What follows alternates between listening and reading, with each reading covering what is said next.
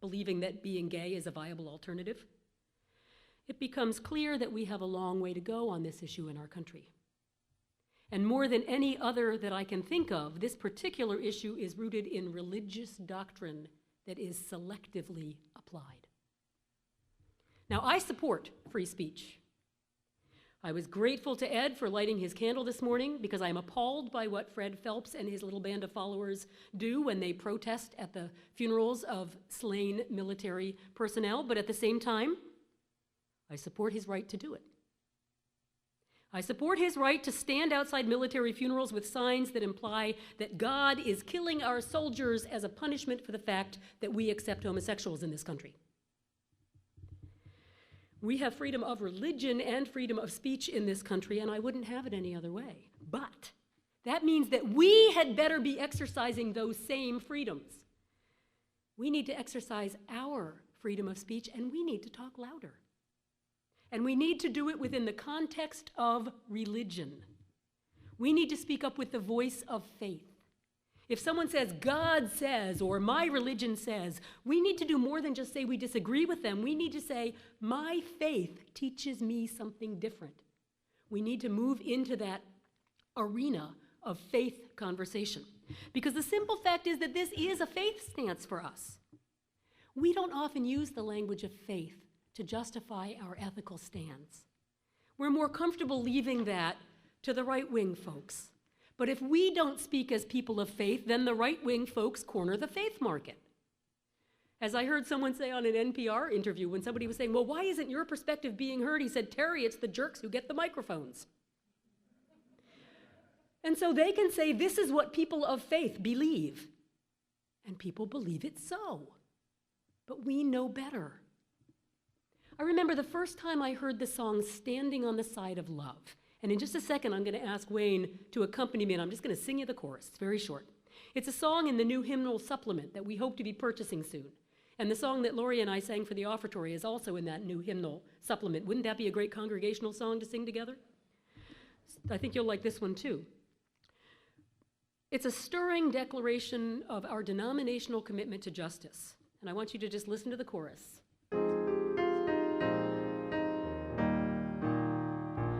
We are standing on the side of love, hands joined together as hearts beat as one, emboldened by faith, we dare to proclaim we are standing on the side of love.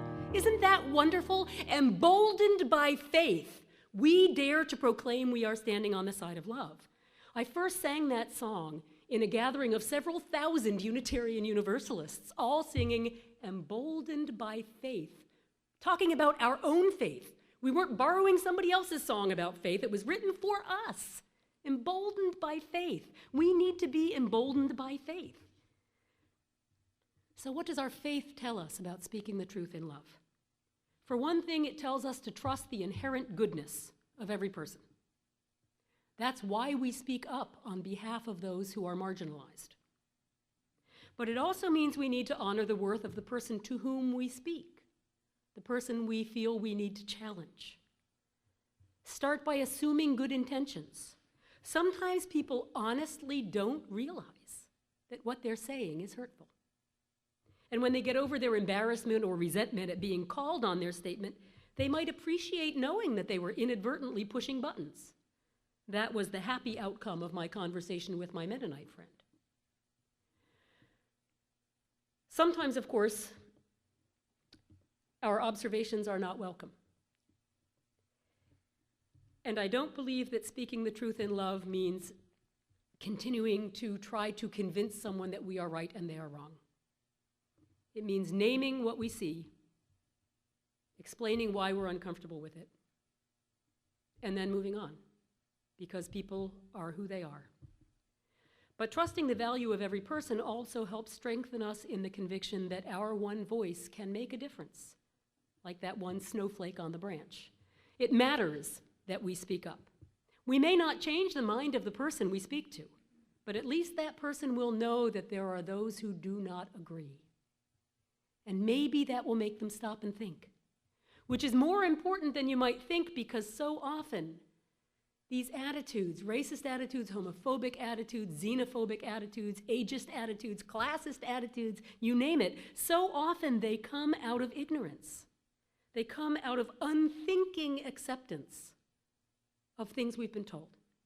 So thinking is the first step toward changing perspectives. We have always been a faith that seeks to balance reason and emotion, thinking and feeling, mind and heart. We must bring our love to the conversation, back it up with our knowledge, and let that combination bring us courage. Because the world is waiting for our voice.